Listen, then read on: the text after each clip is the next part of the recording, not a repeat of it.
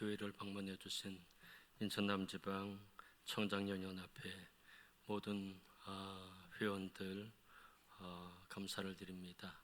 여러분의 가정에 또 여러분의 앞길에 하나님의 인도하심이 있게 되기를 주님의 이름으로 축복합니다.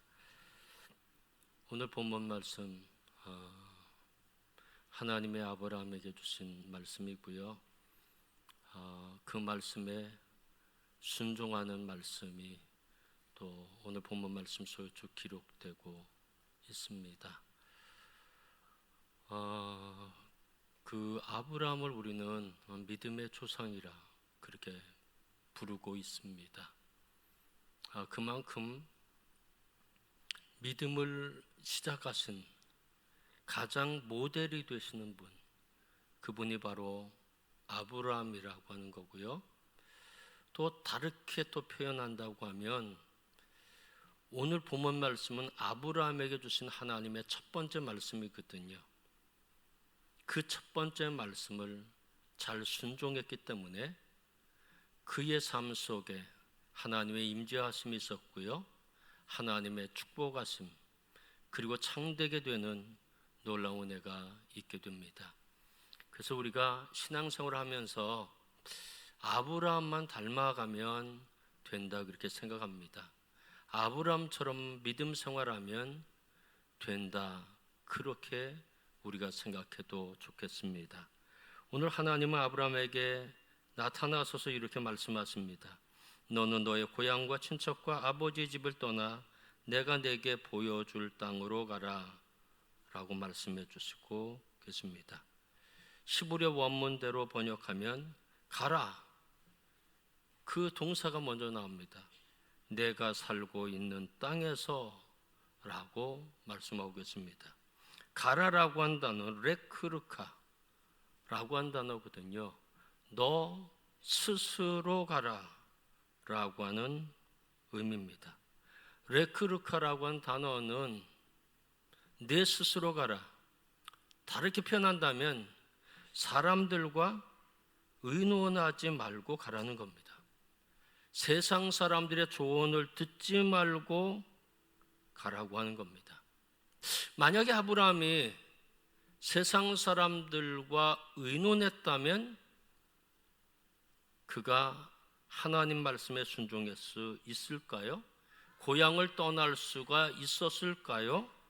아마 아니었을 겁니다. 고향을 떠난다고 하는 것, 아비집을 떠난다고 하는 것은 합리적이지 않았습니다. 또 정상적인 사고도 아니었습니다. 모든 사람이 다 말렸을 것입니다. 신앙이라고 하는 것은 무엇인가?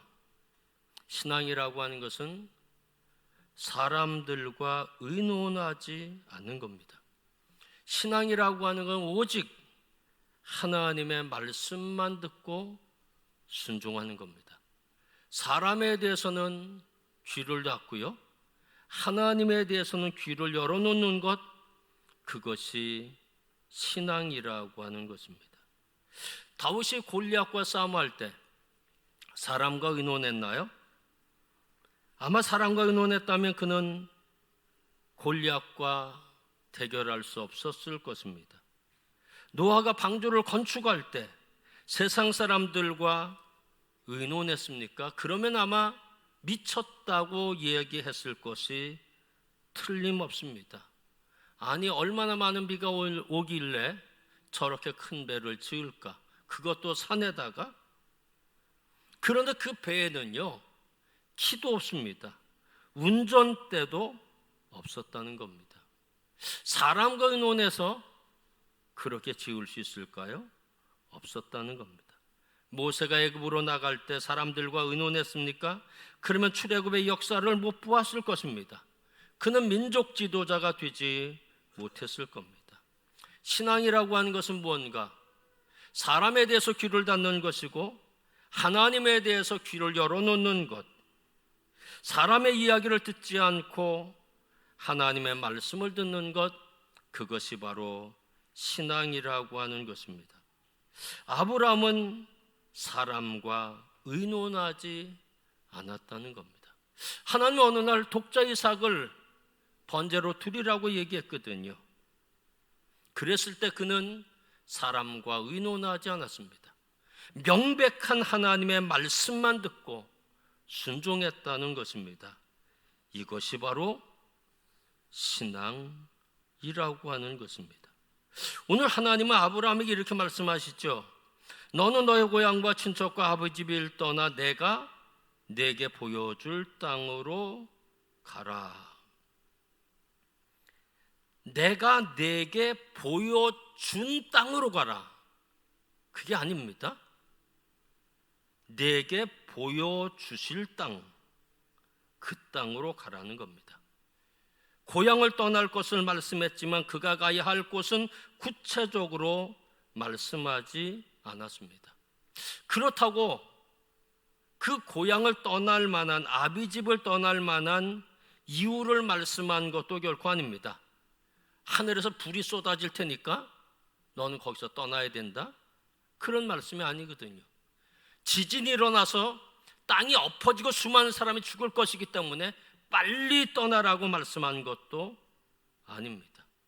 아마 이곳이 얼마 안 있으면 바다로 변하게 될 거다, 그렇게 말씀한 것도 결코 아닙니다.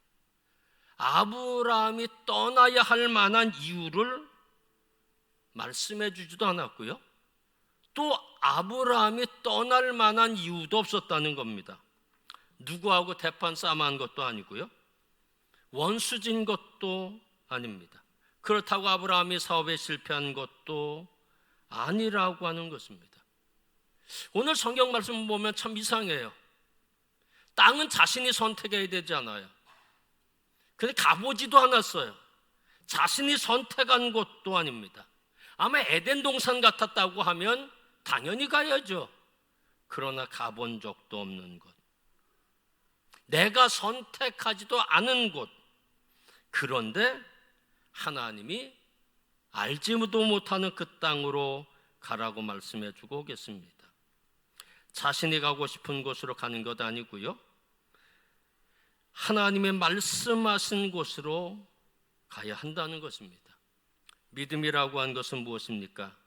내가 가고 싶은 곳에 가는 것이 아니라 하나님이 가라고 말씀하시는 곳으로 가는 것입니다. 믿음이라고 하는 것은 자신이 하고 싶은 것을 하는 것이 아니라 하나님이 하라고 말씀하신 것을 하는 겁니다. 믿음이라고 하는 것은 내가 원하는 만큼 드리는 것이 아니라 하나님이 원하는 대로 드리는 것입니다. 믿음이란 내 방법대로 하는 것이 아니라 하나님의 방법대로 하는 것입니다. 믿음이라고 하는 것은 자신의 생각대로 하는 것이 아니라 하나님의 계획대로 하는 것입니다. 그것이 믿음이거든요.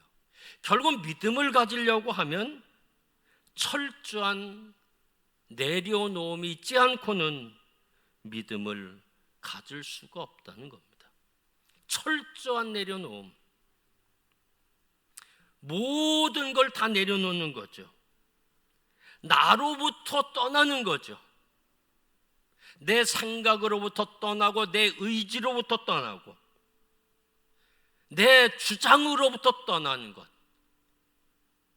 나로부터 떠나는 것, 이웃으로부터 떠나는 것, 사람들로부터 떠나는 것, 철저한 내려놓음이 우리의 믿음을 아브라함 같은 믿음으로 이끈다고 하는 것입니다. 사랑하는 성도 여러분, 사랑하는 남지방 청장년 선교회 여러분, 오늘 본문 말씀은 신앙의 모델 아브라함에 관한 말씀이잖아요. 또 우리가 닮아가고 싶은 사람 아브라함이 아닙니까? 이분은 나로부터 떠났어요. 사람으로부터 떠나버렸어요. 그리고 오직 하나님께만 귀를 기울였고요, 하나님이 말씀하시는 것에만 그는 순종했다는 겁니다. 그래서 망했나요? 자신의 의지대로 하지 않았어요. 자기가 가고 싶은 곳으로 가지 않았습니다. 그래서 쫄딱 망했나요? 그의 인생이 뒤틀렸나요? 그의 인생이 엉망진창이 되었나요? 아니거든요. 그의 인생은 복의 근원, 복의 통로, 복의 사람이 되었다는 것입니다. 우리 모두가 이랬으면 좋겠습니다. 철저한 내려놓음, 나로부터의 철저한 떠남, 결국 하나님께 귀를 기울이고 하나님 말씀에 순종하는 겁니다.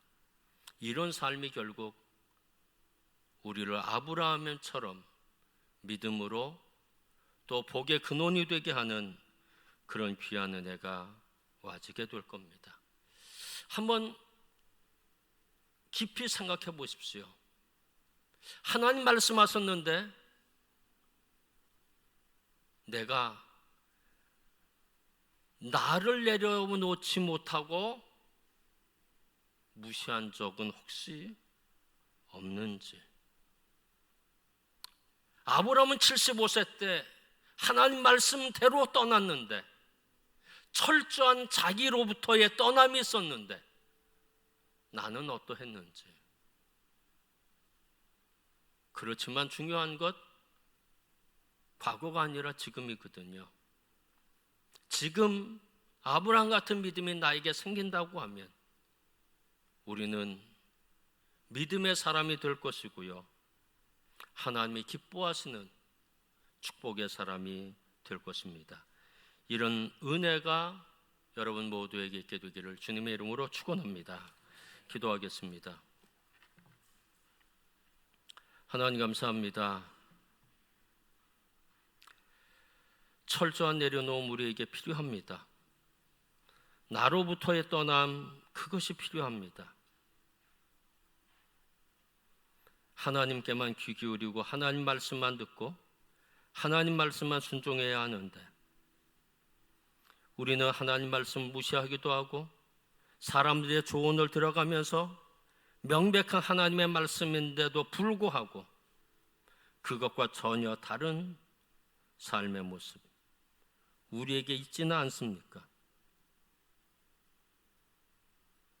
내 환경 때문에, 내가 갖고 있는 어떤 의지 때문에, 내가 갖고 있는 감정 때문에 하나님 말씀에 불순종하는 모습이 우리에게 있지는 않습니까?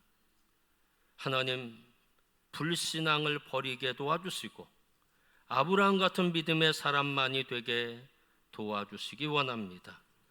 하나님, 내 의지로도 잘 되지 않습니다. 나로부터의 떠남, 그것이 필요하지만 잘 되지도 않습니다. 하나님 도와주시옵소서. 그래서 철저히 내려놓음, 떠남 우리에게 있도록 역사하여 주시옵소서. 예수 그리스도의 이름으로 감사하며 기도하였습니다. 아멘.